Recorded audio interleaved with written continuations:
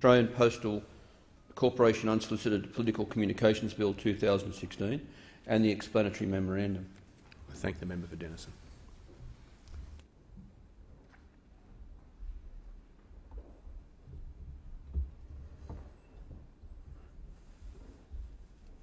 The clerk.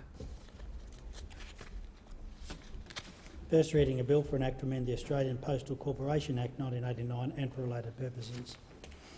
The member for Denison. Speaker, I move that this bill be now read a second time.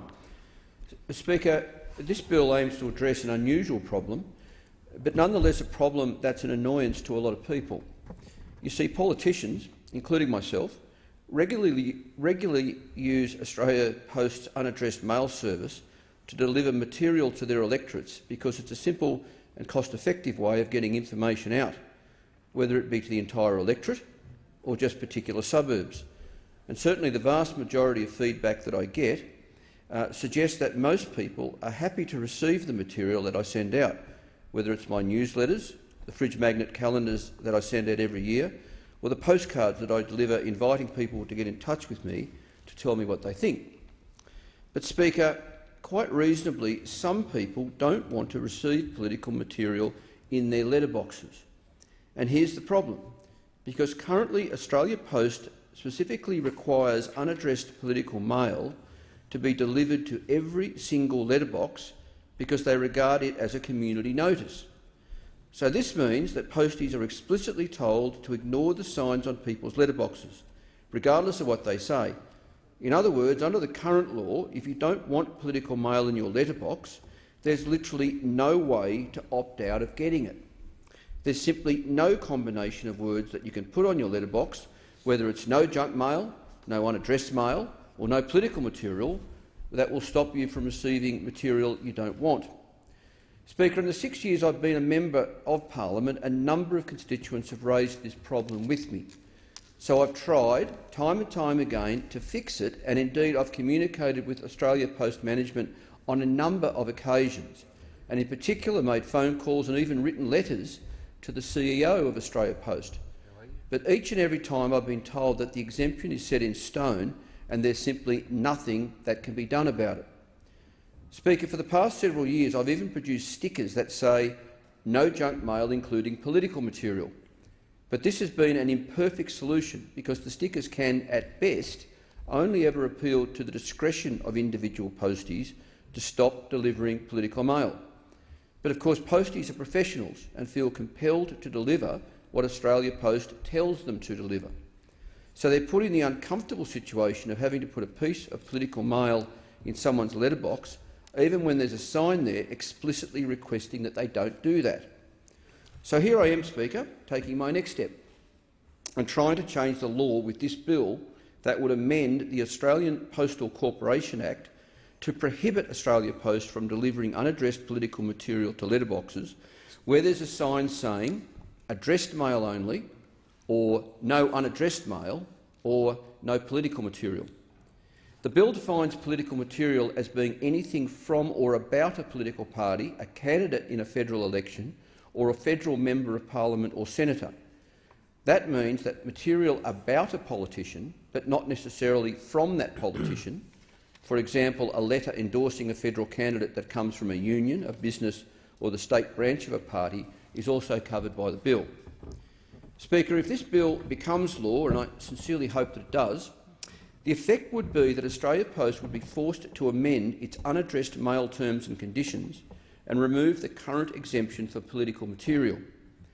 The bill explicitly states the three forms of words that a resident would have to have on their letterbox to be exempt from receiving political material, and so it would not require individual posties to make a subjective judgment about whether or not to deliver something.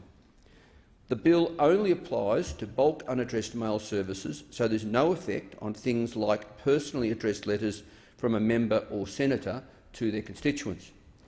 Frankly, all this bill would do is ensure that people who don't want political mail in their letterbox don't get it. No more and no less. How remarkable then, Speaker, that I actually have to stand up in the federal parliament and move a private member's bill to get that to happen. But regrettably I do. At the same time, I do hold out hope that the government and the opposition will support what I'm trying to achieve, because surely they'd agree that it's the height of arrogance for politicians and political parties to force their written material on people who don't want it. Do we think that we're just so important, or that what we have to say to people is so pressing that they must have it in their letterbox even if they don't want it? If we were door-knocking or making phone calls and someone said that they didn't want to talk to us, would we just ignore that and carry on anyway? I don't think so. So why is it any different with mail? I make the point again, Speaker, that I send out unaddressed mail myself, and I find it a very useful way of communicating with my constituents.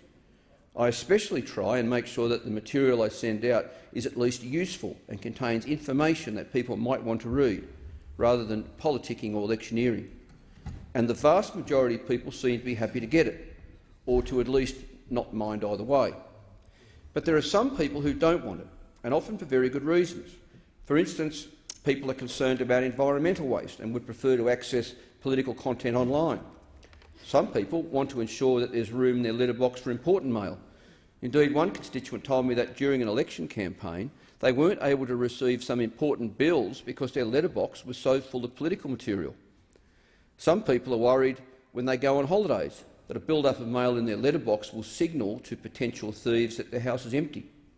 Some people are worried about their privacy and just want to live undisturbed by politicians. And quite frankly, Speaker, I don't blame them. Speaker, at the end of the day, it's our job as politicians to listen to our constituents, and that's something that unfortunately so many in this parliament fail at time and time again. Let me give you a few examples. Just last week I joined the member for Indi to move a motion in this place calling on the government to overhaul the parliamentary entitlement system, because this is an issue on which we know that the public wants to see change. But here we are, a year after the Bronwyn-Bishop episode and 8 months after the panel led by John Conde and David Tune gave its recommendation to the government, and virtually nothing has happened. We still don't have things that the public want, like real-time reporting of expenses or a requirement for politicians who make travel claims to list the substantive reason for the trip. And then here's the issue of donations reform. Again, just last week I stood here and introduced another private member's bill that would ban foreign donations. Now that's something that we know that the public overwhelmingly want. But what action have we seen from the major parties? Nothing.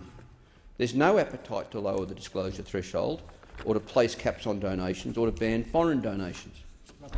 Political mail, political entitlements, political donations. There's a theme here, Speaker. Time and time again there's a complete reluctance from politicians and parties to do anything that puts the public interest over their political self-interest. No wonder there's been an unprecedented level of support in recent years for independents and minor and micro parties. And Speaker, these aren't the only issues where politicians are failing to listen to the public. There's a whole range of policy areas where both parties are out of step with what the community want. For example, the fact that we still haven't seen meaningful gambling reform, even though the majority of the public at least are sick and tired of poker machines in pubs and clubs and wall-to-wall sports betting ads, and the lack of meaningful action on climate change, or the fact that we're still debating marriage equality in this place, even though 72% of Australians have said that they want it. And what about the dreadful fact that the government allows the live export trade to continue, even though we know that it lacks popular support? Speaker, as federal politicians, we're privileged to be well-resourced to communicate with our constituency. But with that privilege comes a responsibility to listen to what the community has to say and to represent their concerns in the parliament. That's our job. In closing, Speaker, I'd like to acknowledge one particular constituent, Mr David Webb from Claremont, for his assistance in bringing into sharp focus the need for this bill. Thank you, David. Speaker, I commend the bill to the House.